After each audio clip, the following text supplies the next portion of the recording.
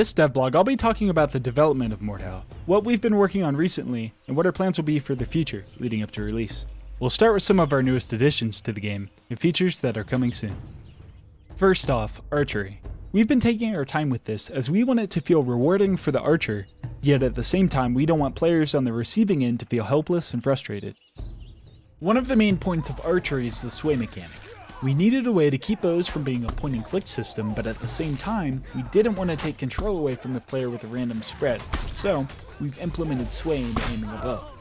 When you draw back the bow, you'll have a pronounced initial sway, but after a second, it'll settle into the sweet spot, allowing you to take accurate shots.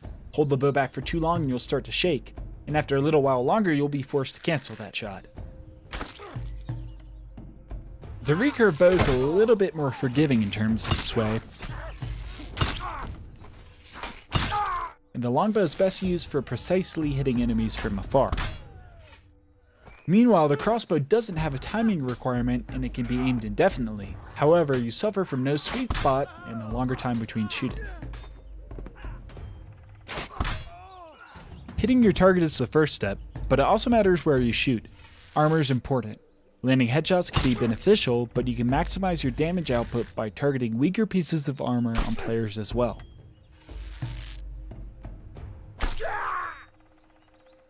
All of this comes together to create a system where archers can shoot nearly as fast as they can aim, but it requires lots of skill and practice to effectively take down players on the battlefield. This is important to us as we want to have as much depth in archery as we have in the melee combat. Another area of focus for the team has been Frontline, a 64-player tug-of-war mode that will be the main game mode of Mordhau. In Frontline, two teams will battle over control of linear capture points. So you won't have to choose between playing the objective or cutting down your enemies. That being said, the maps in development allow for a lot of creativity in how you reach the objective. Use siege weaponry to destroy enemy defenses and soften up choke points. Flank around and open up the castle gates from within. Use traps to deadly effect. Charge down fleeing enemies from horseback and more.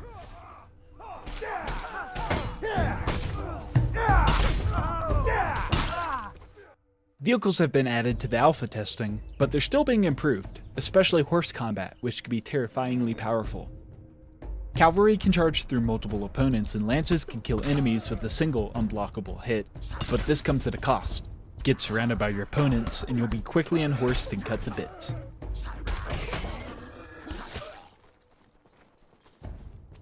Cavalry also now has momentum-based damage. The faster you're riding, the more damage both you and your enemy will receive from attacks. This makes combat on horseback powerful, but dangerous. Vehicles aren't limited to horses though. Unleash massive projectiles at anyone foolish enough to enter your sights with the ballista, rain death from above with the catapult, and fight your way up treacherous ladders to take objectives. To actually see all these features in game, we need to expand and create maps that are suitable for 64-player combat. This could be seen as our main priority at the moment, and we're hard at work on map production. We've taken steps to redesign and expand the map Grad, giving it a village, farm, and extra fortifications leading up to the castle keep. On the map Camp, we've turned the outlying area into a war-torn battlefield filled with trebuchet, crows, corpses, and more. As for new maps, we've already added two: Tourney, a medieval tournament grounds plus a military barracks, and Mountain Peak, a frigid mountainous encampment with an emphasis on verticality and dangerous choke points.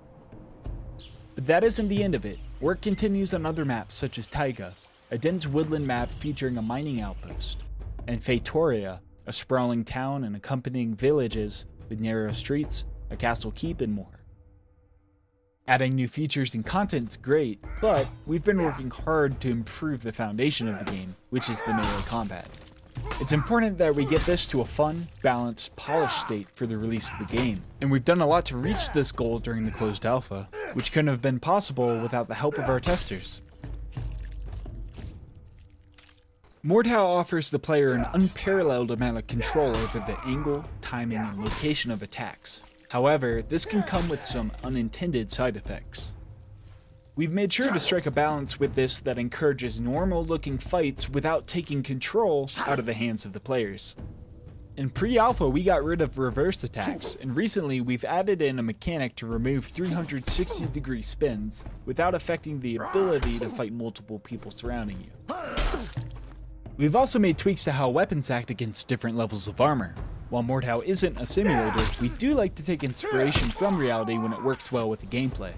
We've made blunt weapons do higher amounts of damage to heavy armor, but they're typically slower and have less damage output when compared to cut-based weapons on lightly armored opponents.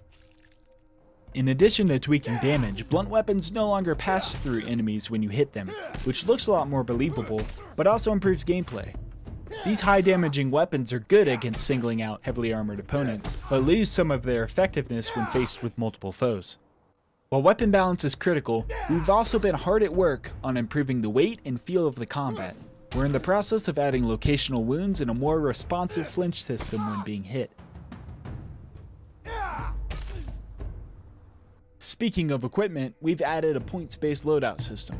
All weapons, armor, and equipment now cost points, so you can choose to wear heavy armor and sacrifice some of the most powerful weapons, run a halberd at the cost of armor, or anything in between.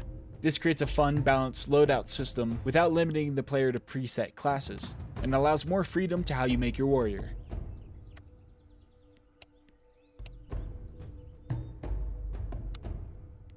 Our points-based loadout system is great, but we wanted to add incentives and reasons to play specific playstyles that aren't possible with a selection of armor and weapons alone, to create more depth through adding perks into the mix, which give you extra abilities at the cost of loadout points. For example, if you just want to mess around, we'll have a peasant perk, restricting you to nearly no armor and makeshift weapons such as farm implements and household tools. With large-scale battles, Mordhau needs to have top-notch mechanics in place for fighting in a chaotic battlefield. One of the changes we've made is to cause friendly attacks to stop when hitting teammates, which discourages friendlies from attacking through you to hit enemies. At the same time, we don't want to punish someone for the actions of their teammates, so we've removed flinch and reduced damage for friendly attacks. This should help to relieve some frustration from teammates not playing at their peak performance, especially when in large-scale 64-player battles. Animations are another front we've been improving. We've already done quite a few adjustments to make attacks feel snappier, as well as procedural lower body animations that make characters look much more rooted when in combat.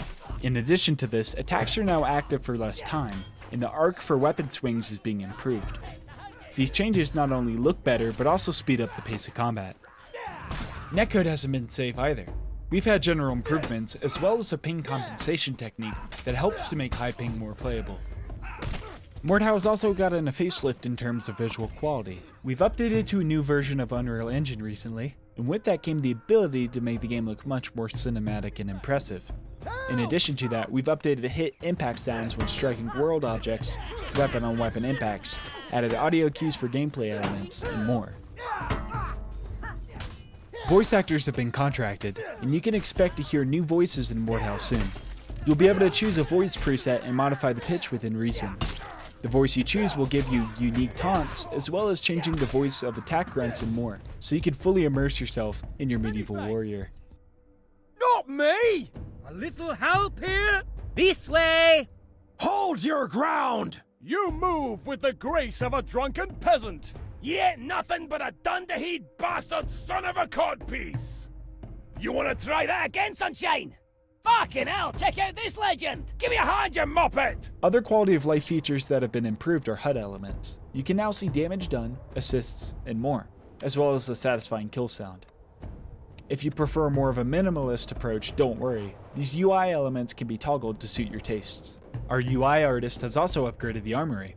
When selecting weapons, you're now able to see detailed statistics to include damage against all armor types, weapon timings and speeds, stamina values, and more. Better yet, all of this comes directly from the code, so you'll never have to worry about the armory becoming outdated with subsequent patches to the game. Speaking of weapons, we've been hard at work to expand the roster and give you more tools to remove heads with. Our new weapons range from the fetish sword, a training longsword for practicing your skills, elegant rapiers for dueling, a double-headed war axe, a one-handed short spear perfect for use with a shield, a one- or two-handed messer that's great at slashing through lightly armored foes, and the S-stock, a fast two-handed stab-based sword. On the larger end, we've added in the maul, a slow, short, high damaging weapon that's capable of one-shot kills on heavy armor, and the Executioner's Sword, a massive sword that can cut down enemies with ease. But work doesn't stop there, more equipment's on the way, like this Viking-inspired round shield. In addition to adding in brand new weapons, we've also added extra weapon skins for the ones we already have. They look great and nearly all of them are inspired by historically accurate weapons from the medieval era. There's too many to show in just one video, but a few pieces include the cleaver not only being a single-edged Viking era sword, but now also has a skin set to include the medieval falchion. And we've expanded the parts for the Evening Star as well. Run a historically accurate peasant weapon, or run something that looks a little bit more fancy. Armor hasn't gone unnoticed either. Our artists have been hard at work adding new items so you can make the perfect medieval warrior. We've added better helmets for a Crusader kit, gorgeous heavy armor, and an assortment of light armor pieces to make a dashing rogue. Weapons and armor aren't the only things you can bring into battle. A recent addition has been utility items such as smoke and fire bombs, and dedicated throwable weapons. Throwing knives are great against light armor, axes can deal good damage to more tanky opponents, and if you're on a budget, you can just chuck rocks at your enemies.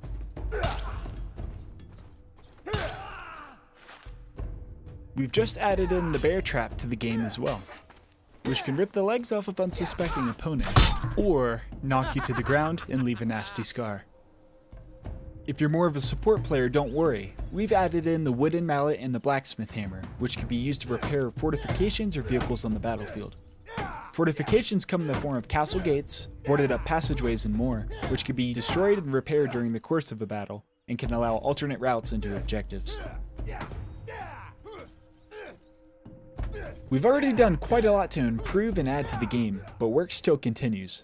There are quite a few things we're still looking to complete before we're confident releasing Mordhau to the public. We want players, especially those who are new to the genre, to have tools at their disposal to learn the mechanics and improve their skill. To accomplish this, we're going to be working on a useful tutorial and detailed statistics so you can measure your performance. In addition to this, Frontline will have a soft matchmaking feature.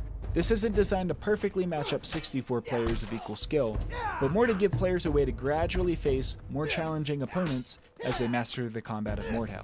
Still, more things need to be done for release, such as UI and user experience tweaks, cosmetic progression, more music, more maps, more gore and visual effects, and the list goes on and on. Speaking of release, we don't have a date set as of now.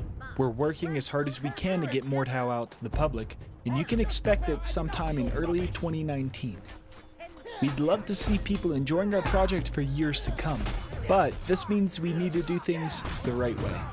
We don't want to rush out a half-finished product or have a shaky launch. Thanks for watching. Make sure to follow us on social media for more information as we near closer to full release.